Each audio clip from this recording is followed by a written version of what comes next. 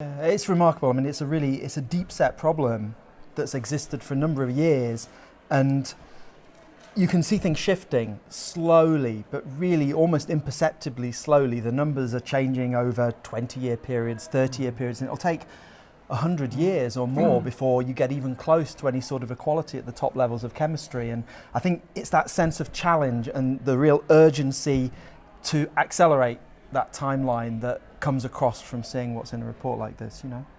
I mean, I was particularly interested thinking about the different career paths that men and women might have and the extent to which they may actually be inherently different in some cases. I'd never really reflected on the different timescales in which people undergo their careers. I mean, it was obvious to me from the data that more women take breaks earlier in their career around family, but I hadn't reflected on that as perhaps there's something wrong with a career structure that can't accommodate that properly. And it really made me think about the structure of academic careers, I guess, which I perhaps hadn't before.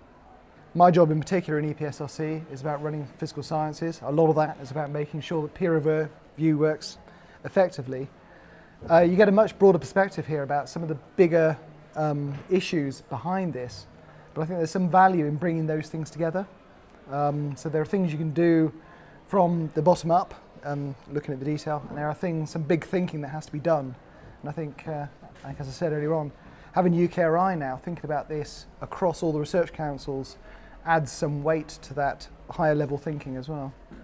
I think it's really important that when you write a report like this, at this stage, after so many years of not inaction, but things not changing, it's vital that there have to be really clearly defined action points and there have to be ways to move things forward.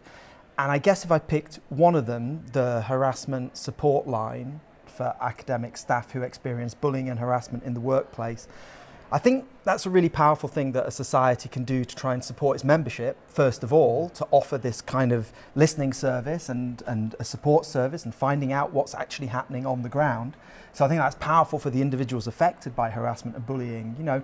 And I know young female academics, friends of mine who work in other departments at other universities, who've been told when they've gone on maternity leave, please can you come back in and do all your lectures because we can't move that work onto somebody else. And 2 months after the birth of their child, they've been going in every Tuesday to do their lecture course, you know, and that's not necessarily prima facie bullying, but it's not really acceptable the way pressures are brought to bear on people in all sorts of different ways in academic life. And I think the chance for a society to capture what those experiences really are and then advocate for change with heads of department, that's got real potential power.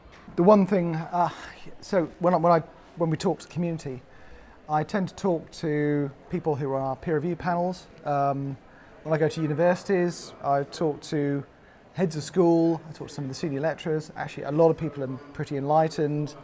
They're attuned to some of this issue.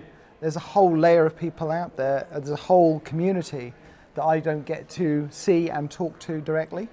So actually, this report is a way of highlighting, you know, some of the issues that are out there. I see some of that directly. I recruit, I'm part of the process that recruits at EPSRC. And when you talk to people about why they've come to EPSRC, on the interview day you'll get the nice answer of, I don't want to do science anymore, I want to try something broader. Then you might get the answer later on, which is actually, it was a difficult environment and there are issues to address there. And I think this helps give us the way to address that. I think another interesting issue is this gives us something to build on with other communities. It's chemistry taking the lead, but how much of this applies in other disciplines, both within EPSRC's remit, but also across other councils' remits. And it gives us something to pin that discussion on.